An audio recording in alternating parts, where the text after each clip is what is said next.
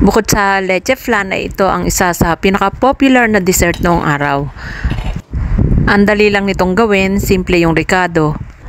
Kadalasang kulay nito ay yung kulay pula at ang gamit na gulaman ay yung panggulaman bar. Pero ngayon ay mas pinadali at saka mas marami ka nang makikitang gulaman na nakasachet at may iba-ibang flavor. Kaya ang gagawin ko ngayon ay ang buko pandan flavor. Gagamit ako nitong 432 grams na fruit cocktail. Bali, hinugasan ko na yung ibabaw niyan at saka ko pinatuyo. Tamang-tama lang yung ganito kaliit na fruit cocktail. Hindi naman kasi maganda kung sobrang konti naman yung ilalagay mo at hindi rin naman maganda kung sobrang dami. Okay, i-drain lang natin yan.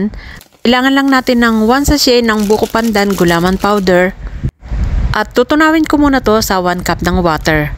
At pagkatapos ay hahaluin ko lang hanggang sa matunaw yung gulaman powder. Maglalagay din ako ng half cup ng fruit cocktail juice para hindi naman masayang. Pampadagdag flavor din yun. Ngayon ay isasalang ko na to sa mahinang apoy lang. Mag-a-add na rin ako ng 1 cup evaporated milk. At mag-a-add din ako ng half cup na condensed milk. Meron na tayong 1 cup ng water kanina. Pero mag-a-add ulit ako ng 1 cup ng water para masimot ko yung natitirang condensed milk dito sa aking cup. Kung nakikita nyo ay buo-buo yung aking gulaman. Huwag kayong mag-alala dahil maya-maya ay matutunaw na rin yan. Hahaluin lang natin ang haluin yan hanggang sa tuluyan ng kumulo at saka tuluyan na rin matunaw yung ating gulaman powder. Ayan, very smooth na, okay na yan. At sa aking baking pan ay maglalagay lang ako ng fruit cocktail. Pwede kayong gumamit ng llanera, lunchbox, or kahit anong lalagyan na available sa bahay nyo.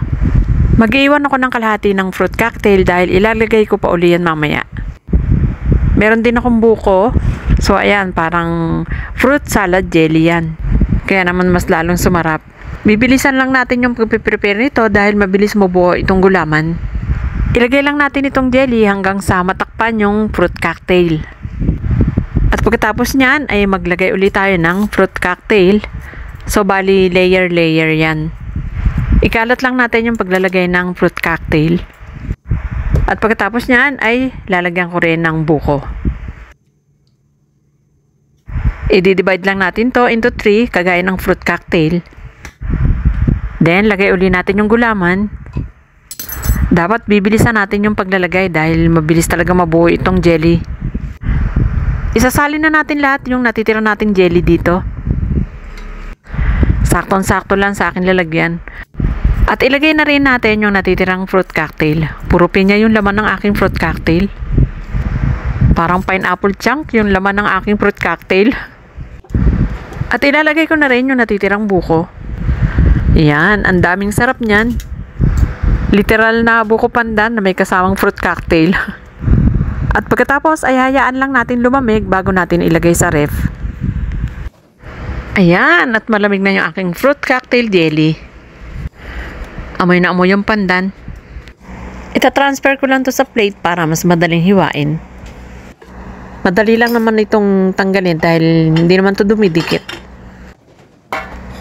Ayan, at pwede na natin i-slice. Ayan, at ang ganda naman ng ibabaw. Ngayon i-slice na natin ito. Sure ako na magugustuhan ito ng mga anak nyo dahil ang sarap talaga siya. Malasang malasa. Parang kumakain ng salad. Yung fruit salad na mayroong jelly. Mas maganda rin itong ihain sa mga special occasions dahil napakadali niyang gawin. Saktong-sakto lang yung texture, hindi malambot at hindi rin siya matigas. Okay, enjoy ko lang yung pagkain nito at pwede na kayong bumili ng mga ingredients niya para ma-try nyo naman. Okay, enjoy and thank you for watching. Sarap.